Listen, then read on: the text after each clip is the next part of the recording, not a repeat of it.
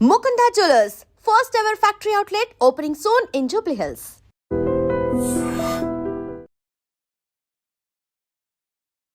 రేపు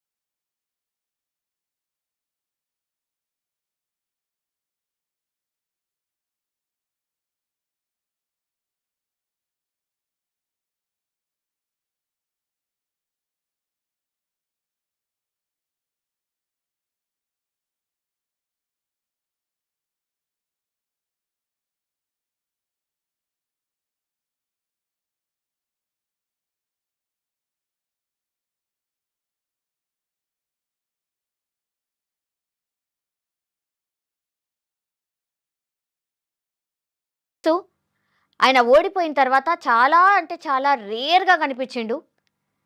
కేసీఆర్ ఎక్కడ ఫామ్ హౌస్కే పరిమితం అవుతాడా, ఇక బయటకు రాడా, ప్రజల కోసం మాట్లాడా, ఇట్లా చాలా పెద్ద ఎత్తున చర్చ నడిచింది. యాజ్ వెల్ యాజ్ చాలా మంది క్వశ్చన్ చేసిర్రు. ఎస్పెషల్లీ అధికార పార్టీ అయితే సందు దొరికితే కేసీఆర్ని విమర్శించే ప్రయత్నమే చేశారు. కానీ స్థానిక సంస్థల ఎన్నికల్లో బీఆర్ఎస్ పార్టీ అద్భుతంగా పర్ఫార్మెన్స్ చేసింది.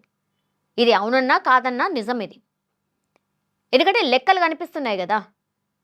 గ్రౌండ్లో బీఆర్ఎస్ క్యాడర్ అలాగే ఉంది అని చెప్పడానికి ది బెస్ట్ ఎగ్జాంపుల్ నిన్న మొన్న వచ్చినటువంటి స్థానిక సంస్థల ఎన్నికల రిజల్ట్. కొన్ని చోట్లనైతే అధికార పార్టీకి జనరల్లీ అడ్వాంటేజ్ ఉంటుంది. అంటే గతంలో ఎప్పుడైతే స్థానిక సంస్థల ఎన్నికలు జరిగిండనో అప్పుడు మొత్తం అంతా 85% బీఆర్ఎస్ఏ ఉండే.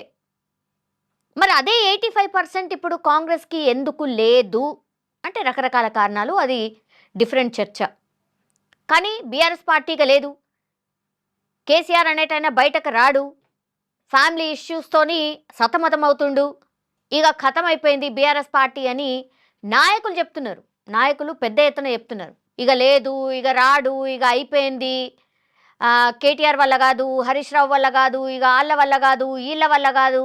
ఇంకోవైపేమో మొత్తం బీఆర్ఎస్ని బొందబెట్టడానికి, చంపడానికి కవితనే బయలుదేరింది. అందులో భాగంగానే ఇప్పుడు మొత్తంగా కూడా రేవంత్ రెడ్డి కవితను పూర్తి స్థాయిలో ఇన్ఫర్మేషన్ ఇస్తూ బీఆర్ఎస్ నాయకుల మీదనే మాట్లాడడానికి పూర్తిగా పంపించేసిండు. జనాలలో తిరగడానికి రీజన్ కూడా అదే, బీఆర్ఎస్ పార్టీ ఉండొద్దు, ఇది వాళ్ళ ఎజెండా అనేది ఇంకో చర్చ.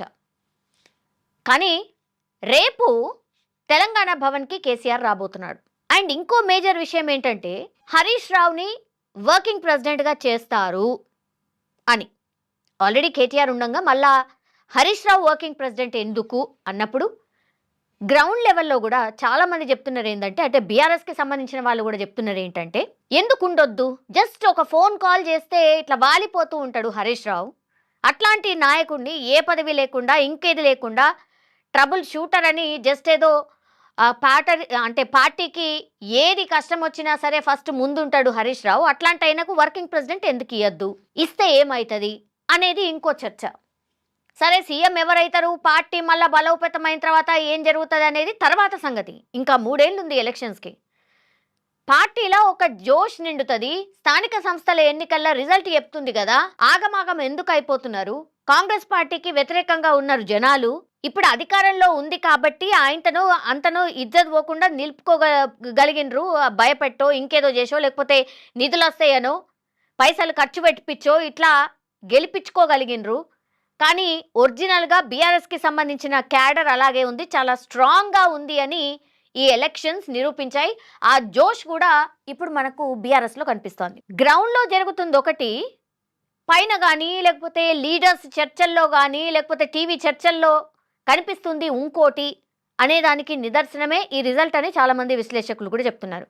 ఇప్పటికైనా బీఆర్ఎస్కి సంబంధించిన లీడర్స్ ఎవరైతే ఉన్నారో, ఏమవుతుందో ఏమో అని గందరగోళంలో ఎవరైతే ఉన్నారో వాళ్ళు సెటిల్ డౌన్ అవ్వండి, వాళ్ళు ఒక చోటికి రండి అని ఈ రిజల్ట్ చెప్పకనే చెప్పింది అనేది కూడా ఒక పెద్ద ఎత్తున చర్చ. ఇప్పుడు అత్యంత జోష్ నింపేటటువంటి అంశం ఏంటంటే, రేపు కేసీఆర్ తెలంగాణ భవన్కి రాబోతున్నాడు. 2 ఏళ్లకు ఆయన తెలంగాణ భవన్కి మధ్యలో ఒకసారి వచ్చినట్టున్నాడు మేబీ. 2 ఏళ్లకు కేసీఆర్ తెలంగాణ భవన్కి వస్తున్నాడు అంటే ఒకటి నీటి పంచాయతీలకు సంబంధించి అక్కడి నుంచి ఏదైనా ఉద్యమం లాగా అనౌన్స్ చేయబోతున్నాడు అనేది ఒకటి చెప్తున్నారు. నీటి వనరులకు సంబంధించిన అంశం మీద ఆయన పోరుబాట పట్టబోతున్నారు అని ఒకటి చెప్తున్నారు. బట్ లేదు, ఇది కాకపోతుండొచ్చు అనేది కూడా ఇంకో విశ్లేషణ. ఎందుకు అంటే యాక్చువల్లీ హైదరాబాద్ని యూటీ చేయబోతున్నారు అని పెద్ద ఎత్తున చర్చ అయితే నడుస్తోంది. ఈ గ్రౌండ్ వర్క్ కూడా అమిత్ షా పూర్తిగా నివేదిక తెప్పించుకున్నాడు 2022లోనే అని బక్కా జడ్సన్ మనకందరికీ తెలుసు. ఆయన ప్రెస్ మీట్ పెట్టి చెప్పిండు, యూటీ చెయ్యబోతున్నారు హైదరాబాద్ని. అప్పుడే మనం విభజన జరిగేటప్పుడే హైదరాబాద్ని 2 రాజధానులు చేస్తామంటేనే ఒప్పుకోలేదు. యూటీ కూడా చేస్తారేమో అనే చర్చ ఉన్నప్పుడు అప్పుడు మనం ఒప్పుకోలేదు. ఇప్పుడు మళ్ళా మొన్న 2022లో ఒక నివేదిక తెప్పించుకున్నారు అమిత్ షా. అందులో హైదరాబాద్ని యూటీగా చేస్తే చాలా బాగుంటుంది అని నివేదిక రిజల్ట్ చెప్పింది అనేది కూడా పెద్ద ఎత్తున చర్చ నడుస్తోంది. ఇది ఇంప్లిమెంట్ కాబోతోంది. బీజేపీ ప్లాన్ కూడా అదే, బీజేపీ స్ట్రాటజీ కూడా అదే. విభజించు పాలించువా, లేకపోతే గుండకాయ లాంటి హైదరాబాద్ని లాగేసుకుంటే మిగతా తెలంగాణ వాళ్ళ గుప్పిట్లోకి వచ్చేస్తున్నానా, ఇంకోటా లేకపోతే మనం ముంబై తర్వాత సెకండ్ ట్యాక్స్ పేయర్స్గా ఉన్నాం కాబట్టి డబ్బులు దండిగా ఉన్నాయనా, వనరులు బాగున్నాయనా, ఇక్కడ భూకంపాలు రావనా. మన తెలంగాణకి యాక్చువల్లీ మనం అంటాం కదా గోల్డ్ మైన్, ఒక డైమండ్ లాంటిది అని. యాక్చువల్లీ హైదరాబాద్ అట్లాంటి ప్లేస్. సో దాన్నే లాగేసుకుంటే ఇంకా తెలంగాణలో మిగిలిందేంటి? ఇది పెద్ద ఎత్తున చర్చ. గుండెనే తీసేసుకున్న తర్వాత ఇంకెందుకు, ఇంకా చచ్చిపోయినట్టే కదా తెలంగాణ, ఇంకా నాశనం అయిపోయినట్టే కదా. దాన్ని లాక్కునే ప్రయత్నం కేంద్రం చేస్తోంది. మనం ఎట్టి పరిస్థితుల్లో దీని మీద పోరాటం చేయాల్సిందే అని చాలామంది ఉద్యమకారులు మాట్లాడుతున్నారు. గతంలో ఉద్యమంలో పోరాటం చేసిన వాళ్ళు చాలామంది మాట్లాడుతున్నారు. ఇదే ఆయన స్ట్రాటజీ ఉండబోతోంది. రేపు తెలంగాణ భవన్లో కేసీఆర్ చెప్పబోతుంది ఇదే.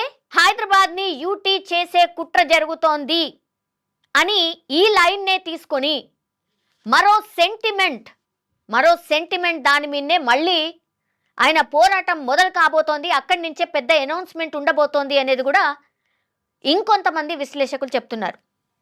ఇదే నిజమైతే మాత్రం మొన్నటి రిజల్ట్స్ యాజ్ వెల్ యాజ్ ఆయన ఇచ్చే పిలుపు, ఇవి 2 కలిస్తే మాత్రం ఎవరైతే మిగతా పార్టీస్ ఏవైతే కోరుకుంటున్నాయో బీఆర్ఎస్ చచ్చిపోయింది, బీఆర్ఎస్ చనిపోయింది, ఇక లెవ్వదు, అయిపోయింది అని ఎవరైతే ఇప్పటి వరకు అంటూ ఉన్నారో వాళ్ళకు ఒక బిగ్గెస్ట్ లెసన్ ఇది. అండ్ ఒకవేళ యూటీ చేసే కుట్ర నిజంగానే బీజేపీ చేస్తే గనక ఇంకా బీజేపీ తెలంగాణలో ఉండే ప్రసక్తే ఉండదు అనేది కూడా ఇంకో చర్చ.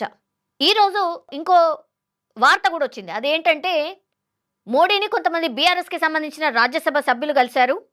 అప్పుడు మోడీ అడిగిండట, ఎట్లున్నాడు కేసీఆర్, బాగున్నారా, ఆయన ఆరోగ్యం జాగ్రత్త, ఆయనను బాగా చూసుకోండి, మంచిగా కమ్మనండి, దగ్గరుండి ఆయన ఆరోగ్యాన్ని బాగా చూసుకోండి అన్నటువంటి మాట, ఆయన బాగోగులు అడిగారు అనేటువంటిది పెద్ద ఎత్తున చర్చ అయితే నడుస్తోంది. ఇప్పుడు దీనికి కూడా బలం ఏంటంటే Modi all of sudden KCR గురించి ఎందుకు ఆరా తీశారు? గతంలో చాలా రోజుల నుంచి కూడా ఒక చర్చ ఉంది కదా, అంటే మొన్నటి ఎలక్షన్స్ వరకు కూడా ఒక చర్చ ఉంది కదా, ఇక బీఆర్ఎస్ ఏముండదు, బీఆర్ఎస్ని తీసుకుపోయి బీజేపీలో కలుపుతారని. మరి అందులో భాగంగా ఈ చర్చలన్నీ పూర్తయిన తర్వాత గిన కేసీఆర్ బయటకు వస్తున్నారా, ఏమన్నా చెప్పబోతున్నారా, ఏమన్నా మాట్లాడతారా? ఇది కూడా పెద్ద ఎత్తున చర్చ అయితే నడుస్తోంది. కానీ ఒకటి, బీఆర్ఎస్ క్యాడర్ అయితే చాలా ఖుషీలో ఉన్నారు. బికాస్ ఇన్నేళ్ల తర్వాత మా నాయకుడు బయటకు వస్తున్నాడు, అది కూడా తెలంగాణ భవన్కి వస్తున్నాడు, మేమందరం ఆయనను చూడబోతున్నాం అని. సో రేపు మొత్తం అంతా టీఆర్ఎస్ భవన్కి సంబంధించి చుట్టుపక్కల ప్రాంతాలన్నీ కూడా కిక్కిరిసిపోయి ఉండబోతున్నాయి. సండే ఓన్లీ నాయకుల మాత్రమే ఇన్విటేషన్ ఉంది, అంటే నాయకులు మాత్రమే రావాలని. అటు ఎంపీలు అనుకోండి, ఎమ్మెల్యేలు అనుకోండి, ఇక కింద స్థాయి నాయకులు అనుకోండి, ఎమ్మెల్సీలు అనుకోండి, ఇప్పుడు కొత్తగా ఎన్నికైనటువంటి సర్పంచులు, వీళ్ళందరూ కూడా రాబోతున్నారు. కేవలం నాయకులు కాదు, చాలా జిల్లాల నుంచి కూడా పెద్ద ఎత్తున క్యాడర్ కూడా రాబోతోంది. సో ఒక జోష్ వాతావరణం అయితే బీఆర్ఎస్ పార్టీలో శ్రేణుల్లో కనిపిస్తోంది. సో రేపు కేసీఆర్ ఏం మాట్లాడబోతున్నారు, ఆయన స్ట్రాటజీ ఏంటి, ఆయన ఏదో పిలుపు ఇవ్వడానికే వస్తున్నారు అనేది కూడా పెద్ద ఎత్తున చర్చ అయితే నడుస్తోంది. చూడాలి మరి రేపు కేసీఆర్ మాటల్లో ఎవరిని టార్గెట్ చేయబోతున్నారు, ఏం చెప్పబోతున్నారు అనేది క్వైట్ ఇంట్రెస్టింగ్గా మారిన సిచ్యువేషన్ అయితే కనిపిస్తోంది.